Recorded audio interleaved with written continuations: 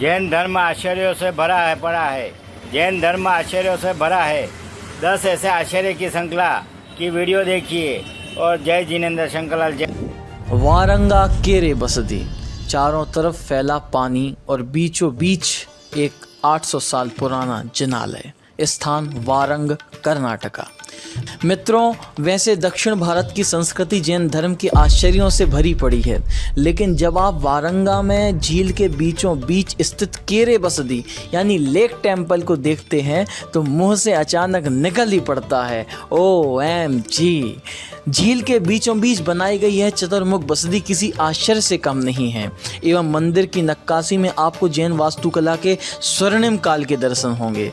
Lake temple, जिसे कन्नड़ में केरे बसदी भी कहा जाता है, 12वीं सदी में बना एक जैन मंदिर है जो झील के बीचों बीच स्थित होने के कारण अद्वितीय माना जाता है। मंदिर के मूल नायक 23वें तीर्थंकर भगवान पार्श्वनाथ हैं। मंदिर चतुर्मुख शैली में बनाया गया है जिसमें 4 प्रवेश द्वार हैं, जिस कारण इसे चतुर्मुख बसदी के नाम से भी जाना जाता है। मंदिर तक पहुंचने में नाव का सहारा लेना पड़ता है, जो अपने आप में एक अनूठा अनुभव है। कंबदहल्ली पंचकूट बस्ती। मित्रों, आपने अपनी लाइफ में बहुत से मंदिरों के दर्शन किए होंगे। आमतौर पर मंदिरों में एक शिखर होता है और एक मुख्य वेदी होती है, लेकिन क्या आप जानते हैं हमारे देश में एक ऐसा मंदिर भी है जिसमें 1 नहीं 2 नहीं बल्कि 5 शिखर हैं और 5 ही मुख्य वेदी हैं। इस मंदिर का नाम है पंचकूट बसदी, जो स्थित है श्रवणबेलगोला से मात्र 18 किलोमीटर की दूरी पर कंबदहल्ली में। कंबदहल्ली का कन्नड़ में मतलब होता है स्तंभों का गांव। बंधुओं, एक समय कंबदहल्ली जैन धर्म का एक महत्वपूर्ण केंद्र था। प्राचीन समय में यहाँ पर 72 जिनालय थे। पंचकूट बसदी द्रविड़ आर्किटेक्चर का बेजोड़ नमूना है। गंग वंश के शासनकाल के दौरान बनाया गया है। यह मंदिर भगवान आदिनाथ को समर्पित है, जिसमें भगवान महावीर की भी एक बड़ी मनोरम प्रतिमा विराजमान है। बसदी के ठीक सामने एक 50 फीट का सिंगल स्टोन से बना मानस्तंभ भी है, जो इस बसदी की शिल्प कला का एक बेजोड़ नमूना है। अब आप जब भी श्रवणबेलगोला की यात्रा पर जाएं तो कंबदहल्ली की इस अद्भुत जिनालय के दर्शन अवश्य करिएगा। अरंगुलम जैन मंदिर, तमिलनाडु। मित्रों, एक ऐसा जिनालय जो 1200 वर्ष से भी अधिक प्राचीन है, जिसका उल्लेख 10वीं शताब्दी के थोलमोजी थेवर द्वारा सूलामणि साहित्य में प्राप्त होता है। एक ऐसा मंदिर जो आश्चर्य से कम नहीं है। खास बात यह है कि जिनालय के गर्भगृह के लगभग 200 मीटर की दूरी पर 2 स्लैब पत्थर खड़े हैं, जिसे धर्मचक्र या एंथरा काल भी कहा जाता है। दोनों एंथरा काल में एक तो सही सलामत है, लेकिन दूसरा टूटा हुआ है।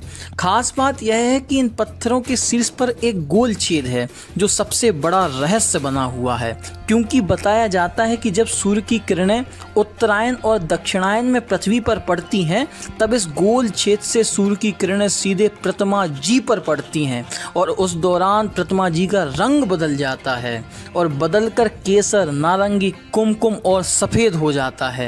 और यह सिर्फ 1 वर्ष में 2 बार ही होता है। सोचिए कितना मनोरम दृश्य होता होगा। जिन कलाकारों ने इस जिनालय का निर्माण किया होगा, उनके आगे तो आज के वैज्ञानिक भी नतमस्तक हो जाएं। भातकुली, महाराष्ट्र। श्री भातकुली या भोजकुट प्राचीन विदर्भ का एक शहर है, जिसे भगवान कृष्ण की प्रमुख रानी रुक्मणी के भाई रुक्मी ने स्थापित किया था। भातकुली महाभारत काल के दौरान राजा रुक्मी के द्वारा काले पत्थर से बनी भगवान आदिनाथ की आकर्षक प्राचीन मूर्ति के लिए प्रसिद्ध है। इस मूर्ति को उन्होंने एक भव्य मंदिर में स्थापित कराया था। पुरातत्वविदों के मुताबिक यह मूर्ति 3000 साल से भी ज्यादा पुरानी है। ग्रामीणों द्वारा विभिन्न शैलियों में इसकी प्रार्थना और पूजा की गई। ग्रामीणों को आश्चर्य हुआ कि उनकी इतनी सारी इच्छाएं पूरी भी हो रही हैं। ध्यान करते समय आप अपने आप को यहाँ बहुत हल्का अनुभव करेंगे और कभी कभी आपको ऐसा लगेगा कि आप हवा में उठ रहे हैं। यह किसी आश्चर्य से कम नहीं है। गोपाचल पर्वत। किसी एक जगह पार्श्वनाथ दिगंबर जिनालय। मित्रों, भगवान पारसनाथ जैन धर्म के 23वें तीर्थंकर हैं। एवं भारतवर्ष में सर्वाधिक प्रतिमाएं भगवान पार्श्वनाथ की ही पूजी जा रही हैं। भगवान पार्श्वनाथ को समर्पित एक ऐसी ही अनूठी प्रतिमा सिरपुर में है जो जिला वासिम में पड़ता है। यह प्रतिमा 1 अंगुल हवा में है, अर्थात प्रतिमा जी का जमीन या वेदी से कोई स्पर्श नहीं है।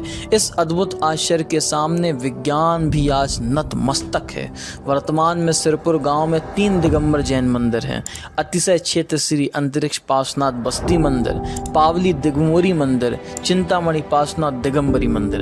अंतरिक्ष पार्श्वनाथ की मुख्य मूर्ति काले पत्थर से बनी हुई है। यह मूर्ति कला का एक बेहतरीन नमूना प्रतीत होती है। मूड़बद्री 1000 पिलर्स ऑफ टेम्पल। दक्षिण की काशी कहे जाने वाली मूड़बद्री मंगलूर से मात्र 30 किलोमीटर की दूरी पर है और यहाँ स्थित है त्रिभुवन तिलक चूड़ामणि बसदी, जो किसी आश्चर्य से कम नहीं है। छोटा राजा देवराय वाडेयार के द्वारा 14वीं शताब्दी में बनाए गए यह जिनालय कन्नड़ भाषा में सवीरा कदम्बा बसदी के नाम से जाना जाता है, जिसका अर्थ होता है 1000 स्तंभों वाला मंदिर। मित्रों, इस मंदिर की खासियत यह है कि इसमें 10 नहीं, 20 नहीं, 100 नहीं, बल्कि पूरे के पूरे 1000 स्तंभ हैं। और ख़ास बात यह है कि प्रत्येक स्तंभ की नक्काशी दूसरे स्तंभ से बिल्कुल ही अलग है, जो अपने आप में एक अद्भुत नमूना है। यहाँ पर रत्नों की दुर्लभ प्रतिमाओं के साथ धवलाजी जैसे प्राचीन ग्रंथों की 1000 साल से भी पुरानी ताड़पत्र पर अंकित प्रतियां भी रखी हुई हैं, जो जैन धर्म की अनमोल धरोहर हैं। कलिंगा जिन द गॉड ऑफ उड़ीसा। हम जानते हैं कि प्राचीन काल से ही उड़ीसा जैन धर्म का एक बहुत बड़ा केंद्र रहा है। आज से 2200 साल पहले उड़ीसा में भगवान आदिनाथ की एक प्रतिमा थी, जो संपूर्ण उत्कल देश के आराध्य माने जाते थे। उड़ीसा के लोग उन्हें कलिंग जिन के नाम से पुकारते थे, जिसका मतलब होता था उड़ीसा के भगवान। इसी बीच उड़ीसा पर मगध साम्राज्य का आक्रमण होता है, जिससे यह प्रतिमा मगध में चली जाती है। पुनः 200 साल बाद उड़ीसा के परम प्रतापी सम्राट खारवेल मगध पर आक्रमण करके यह प्रतिमा फिर से कलिंग देश में उदयगिरी की पहाड़ी पर प्रतिष्ठित कराते हैं। आज भी उड़ीसा की राजधानी भुवनेश्वर के रेलवे स्टेशन पर कलिंग जिन की मूर्ति का छाया चित्र लगा हुआ है, जो कलिंग जिन के प्रति उत्कल वासियों की आस्था को दर्शाता है। गोमटेश्वर बाहुबली श्रवण बेलगोला। आश्चर्यों में आश्चर्य हैं गोमटेश्वर बाहुबली और उनकी 57 फीट की प्रतिमा, जो जैन धर्म की ही नहीं अपितु विश्व की अनमोल धरोहर है। भारतीय मूर्ति कला का बेजोड़ उदाहरण है श्रवण बेलगोल की विंध्यगिरी पहाड़ी पर स्थित 981 सन में गंगवंश के काल में बनाई गई यह प्रतिमा। भगवान बाहुबली के परम भक्त चामुंडराय के द्वारा यह प्रतिमा बनवाई गई थी।